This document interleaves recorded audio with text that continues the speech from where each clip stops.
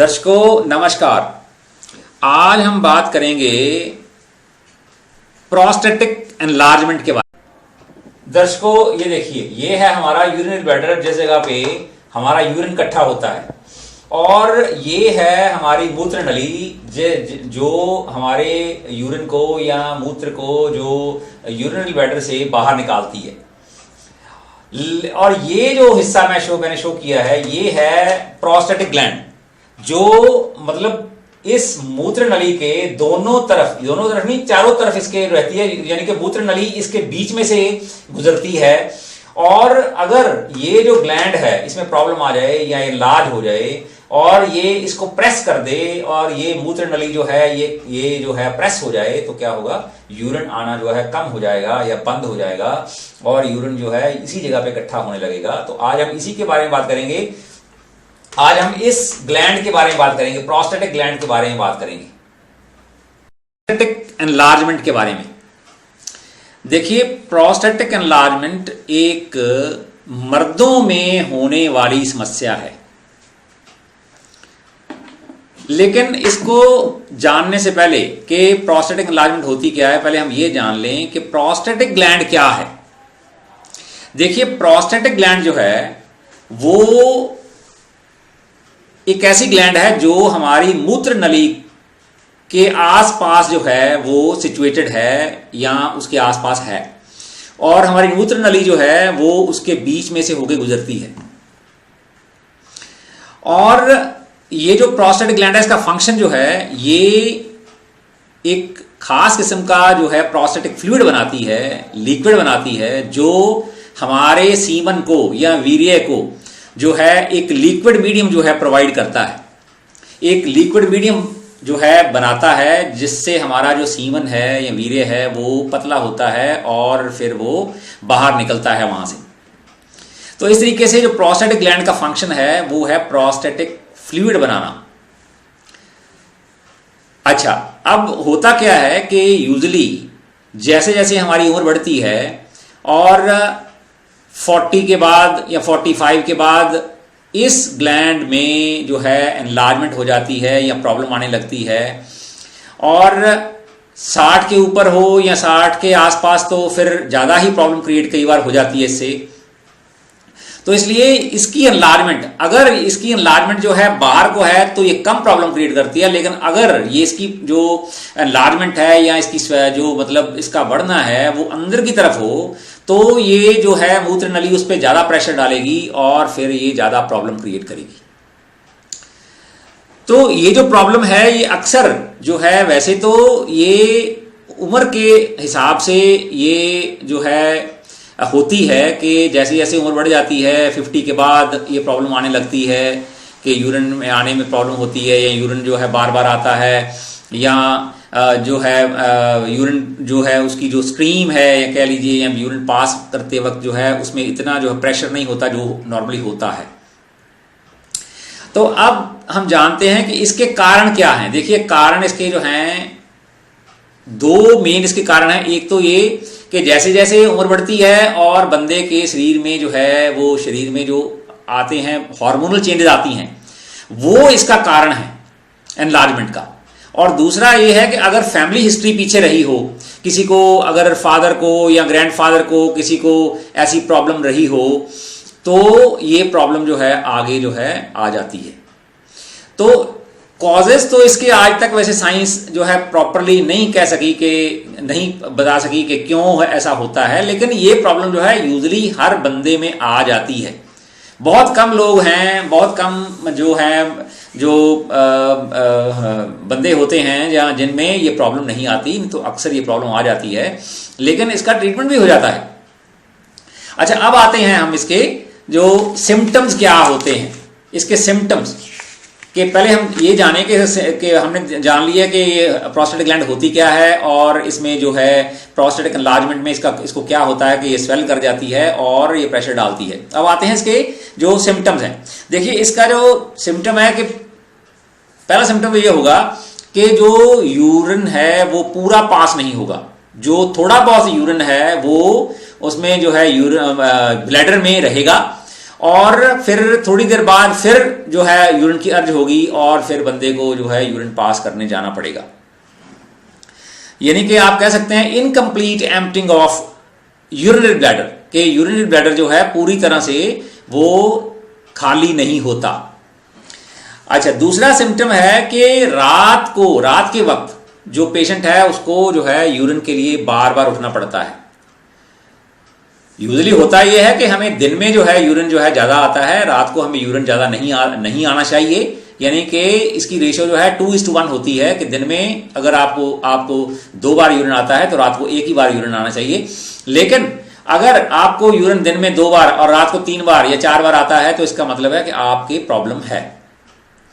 अच्छा, अगला इसमें है कि अगर ये एनलार्जमेंट है, अगर ये स्वेलिंग है वहां, तो क्या होगा कि यूरिन जो है ड्रिबल करेगा, थोड़ा यूरिन जो है वो ड्रॉप बाय ड्रॉप आता रहेगा, थोड़ा यूरिन जो है चलता रहेगा। ड्रिबलिंग हो सकती है वहां, कि ड्रिबलिंग कब हो सकती है, जब आपने यूरिन पास किया तो यूरिन के बाद जो है वो एक बार लगा कि यूरिन जो है वो खत्म हो गया, लेकिन खत्म होने के बाद जैसे ही आपने यूरिन जो है पास करना बंद किया, थोड़ी देर बाद फिर ड्रिबलिंग होगी, थोड़ा सा यूरिन और पास हो जाएगा। अच्छा, अगला इसमें है कि ज्यादा स्ट्रेन करना पड़ता है। स्ट्रेन मतलब ज्यादा जोर लगाना पड़ता है यूरिन को पास करने के लिए। अच्छा, अगला इसमें है कि अगर ये एनलार्जमेंट है तो फिर क्या होगा, सडन अर्ज होती है कि एकदम से भाग के जाना पड़ता है यूरिन। कई बार तो मैंने देखा कि पेशेंट जो है कंप्लेंट करते हैं कि हम तो बाथरूम तक पहुंच ही नहीं पाते, हमारा यूरिन जो है वो पास निकल जाता है वो। क्योंकि इसके साथ जो है जब ये एनलार्जमेंट होती है तो ये एक बहुत ही जो है बहुत ही जो है हैरेसमेंट का कारण बन जाता है पेशेंट में, कि पेशेंट को इतनी जल्दी अर्ज होती है तो उसको भाग के जो है यूरिन पास करने के लिए जाना पड़ता है। और इसमें क्या हो सकता है, और इसमें होता है कि अगर ये एनलार्जमेंट है तो जो यूरिन की जो आने में टाइम लगता है, कि आप यूरिन पास करने के लिए गए लेकिन आपको वहां खड़ा होना पड़ा और थोड़ी देर के बाद यूरिन आता है। अच्छा, अगला इसमें है कि यूरिन करते वक्त पेन होने लगती है या बर्निंग होने लगती है, और या यूरिन में ब्लड भी आ सकता है।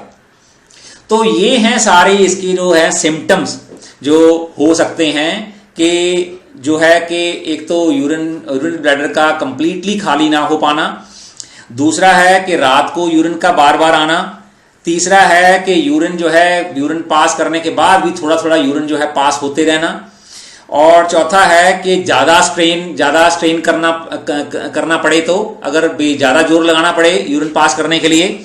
अगला है कि आपको सडन अर्ज हो, अचानक ही आपको एकदम अर्ज हो जाए और फिर अब आके आपको यूरिन जाना पड़े, तो ये भी इसका एक सिम्टम है। अच्छा, अगला इसमें है कि जो यूरिन जो है वो पेनफुल हो सकता है, उसमें बर्निंग हो सकती है, और यूरिन में ब्लड भी आ सकता है। तो ये हैं सारे इसके सिम्टम्स। अच्छा, अब आते हैं कि इसका जो है, इसके जो कॉम्प्लिकेशंस क्या हो सकती हैं अगर ये जो चीज है, अगर ये एनलार्जमेंट जो है ये प्रोलॉन्ग हो जाए, तो कॉम्प्लिकेशंस क्या होंगी। देखो, कॉम्प्लिकेशंस में हो सकती हैं कि अगर ये प्रॉब्लम ज्यादा देर अगर रह जाएगी तो यूरिनरी ट्रैक इन्फेक्शन हो सकती है, यूरिनरी ट्रैक में इन्फेक्शन हो सकती है तो प्रॉब्लम और बढ़ जाएगी, या यूरिनरी स्टोन्स बन सकते हैं, यूरिनरी ब्लैडर में स्टोन बन सकता है, क्योंकि वहां ज्यादा समय के लिए यूरिन वहां रहता है, तो वहां जो है रेजिड्यू इकट्ठा हो जाएगा और वहां स्टोन बन जाएगा। या इससे किडनी डैमेज हो सकता है, क्योंकि अगर वहां ब्लैडर में यूरिन इकट्ठा होगा और अगर यूरिन पास ना हो तो क्या होगा, यूरिन जो है बैक फ्लो करेगा ऊपर, किडनीज में जो है बैक फ्लो करेगा, तो किडनी डैमेज हो सकते हैं उससे। अच्छा, अगला है कि यूरिनरी ट्रैक से जो है इनफैक्ट जो ब्लीडिंग हो सकती है, कि ब्लड आ सकता है वहां से। और दूसरा ये है कि अचानक, कई बार होता है कि अचानक ही आपको यूरिन आपका बंद हो जाएगा और फिर आपको डॉक्टर के पास जाना पड़ेगा, इमीडिएटली इमरजेंसी में जाना पड़ेगा, और फिर वो पाइप लगा के आपका यूरिन जो है निकालेंगे। तो इस तरीके से ये है इसकी कॉम्प्लिकेशंस। अब आते हैं कि इसको डायग्नोज कैसे किया जाए। देखिए, मैंने देखा है कि मोस्टली क्या होता है कि जब ये जो एनलार्जमेंट होती है तो एक टेस्ट करवाया जाता है जिसको हम PSA टेस्ट बोलते हैं, प्रोस्टेटिक स्पेसिफिक एंटीजन टेस्ट बोलते हैं उसको। तो वो टेस्ट जो है वो वैसे कोई जो है कोई पक्की निशानी नहीं है कि आपका जो है वो जो है प्रोस्टेटिक एनलार्जमेंट है, और अगर है तो वो किस टाइप की है। क्योंकि पीएसए टेस्ट जो है वो नॉर्मली जो है उसका जो रीडिंग होती है वो 4 यानी कि 4 नैनोग्राम पर मिलीलीटर होती है। लेकिन कईयों में क्या होता है कि ये टेस्ट जो है ये कई बार फॉल्स पॉजिटिव आ जाता है कि कई बार ये 8 आ गया, 6 आ गया, 10 आ गया, तो डॉक्टर बोलते हैं जी कि आप जी बायोप्सी कराओ।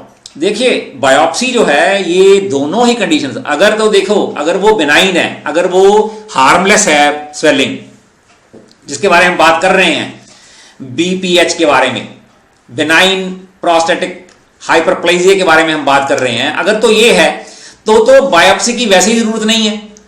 और अगर कैंसर है तो अगर आप बायोप्सी कराओगे तो बायोप्सी से क्या होगा कि कैंसर फ्लेयर अप हो जाएगा। इसलिए दोनों ही कंडीशंस में बायोप्सी जो है मैं तो बिल्कुल एडवाइज नहीं करूंगा।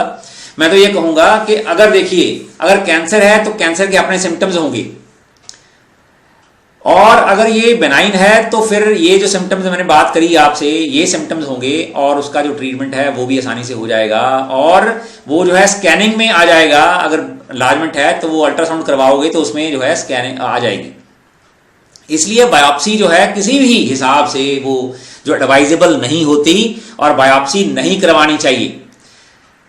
और वो मैंने बता दिया क्यों नहीं करवानी चाहिए कि देखिए अगर बेनाइन है, अगर वो हार्मलेस है तो उसका मतलब ही कोई नहीं, और अगर वो कैंसर है तो अगर आपने बायोप्सी करा ली तो कैंसर जो है फ्लेयर अप हो जाएगा, थोड़े दिनों में ही बढ़ जाएगा और फिर उसको कंट्रोल करना मुश्किल हो जाएगा। इसलिए अगर आपको ये प्रॉब्लम है तो आप डॉक्टर के पास जाइए, और डॉक्टर जो है सही तरीके से आप वो अपने आप वो डायग्नोज करवा लेगा, और स्कैनिंग से डायग्नोज हो जाएगा या सिम्टम से डायग्नोज हो जाएगा कि ये किस किस्म की जो है ये जो है स्वेलिंग है या एनलार्जमेंट है।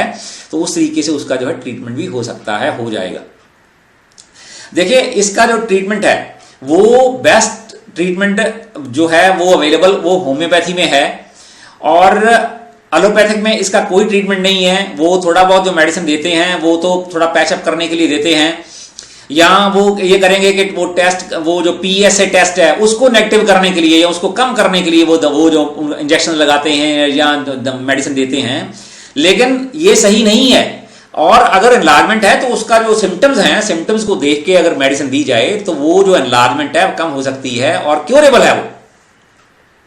और बंदे का जो खान पान है उसको ठीक कर दिया जाए कि अगर वो उसको कोई बदपरहेजी करता है, कोई ड्रिंक करता है, स्मोकिंग करता है, टबैको च्यूइंग करता है, या वो चाय ज्यादा पीता है, कॉफी ज्यादा पीता है, तो इन सब चीजों से अगर उसको हटा के उसको बंद करवा के अगर उसको नेचुरल फूड के पास रखा जाए, उसको ज्यादा फ्रूट और वेजिटेबल्स पे रखा जाए, तो डेफिनेटली वो बंदा जो है वो ठीक हो सकता है। उसको ना तो ऑपरेशन करवाना पड़ेगा और ना उसको कोई बायोप्सी वगैरह का चक्कर पड़ेगा। इसलिए ये जो बीपीएच है, जो बेनाइन प्रोस्टेटिक हाइपरप्लेजिया जो है, ये बहुत अच्छी तरह से मेडिसिन से क्योर हो जाता है, और इसके लिए कुछ भी जो ज़्यादा करने की ज़रूरत नहीं पड़ती। सिर्फ जो है सही डॉक्टर मिलने की ज़रूरत होती है या सही मेडिसिन मिलने की ज़रूरत होती है, और सही एडवाइस मिल जाए तो पेशेंट जो है ठीक हो जाता है। इसलिए इसके लिए पैनिक होने की कोई ज़रूरत नहीं होती। हाँ, ये सिम्टम जो इसके हैं वो तो वाकई बहुत हैरेसिंग होते हैं, बहुत एम्ब्रेसिंग होते हैं कि अगर यूरिन अगर आपको एकदम से आ जाता है और आपको भाग के जाना पड़ता है, तो ये डेफिनेटली ये जो है नमोशी का कारण बन जाता है समाज में।